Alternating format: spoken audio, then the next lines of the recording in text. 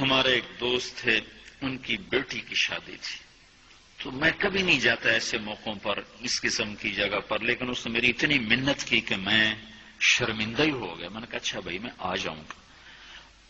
اور پھر اس نے مجھے تسلی دلائی کہ وہاں سارا الگ الگ ہے، عورتوں کا انتظام الگ ہے، مردوں کا الگ ہے. پی سی لاہور میں.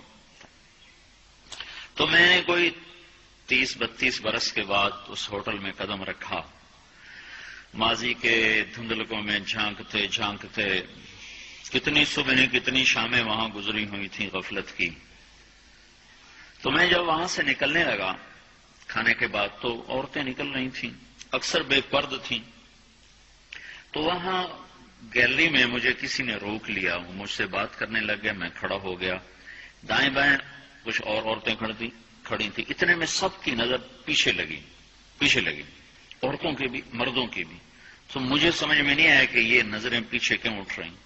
کیا دیکھا، میرے قریب سے ایک خاتون گزری جو سر سے لے کر پاؤں تک مکمل برقعے میں، ہاتھوں پہ بھی دستانے تھے اور پاؤں میں جرابیں تھیں، اور ایک بالکل سادہ سا برقع انہوں نے پہنا ہوا تھا. جب وہ گزری ہے تو ایک دم سناٹا چھا گیا، سارے عورتوں پر بھی سارے مردوں پر بھی. تو مجھے اس وقت خیال آیا کہ یہ حق ہے. یہ سورج جب چمکتا ہے تو ہر ایک کو اس کی روشنی نظر آتی ہے.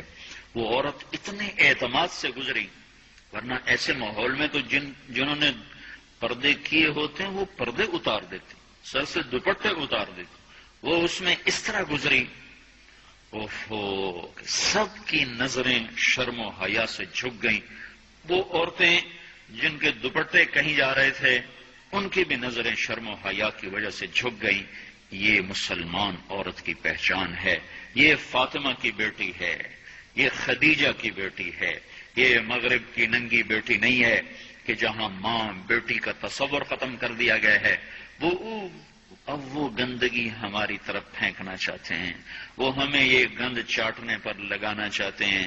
اور ہم اللہ کی محنت کر رہے ہیں، یا اللہ تو اس نظام کو توڑ دے. ہماری تو بے بسی ہے. ہماری بیٹیوں کے سر سے دوپٹے اتر گئے، کپڑے مختصر ہو گئے. عجب حال ہے. حیا پتہ نہیں کہاں ہی روٹ کے چلا گیا، نظر ہی نہیں آتا. پہاڑوں میں جا کے بھی ڈھونڈا، وہاں بھی نہیں ملا. صحراؤں میں گئے، دریاؤں میں گئے، کہیں نہیں ملا.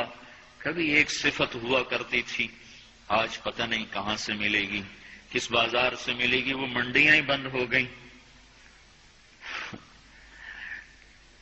جس قوم کی بچیاں ناچ گانے کو اپنا شعار اور شوق بنا لیں، ان کی نسل سے اب خالد بن ولید نہیں پیدا ہو سکتے، ناچنے والے ہی پیدا ہوں گے.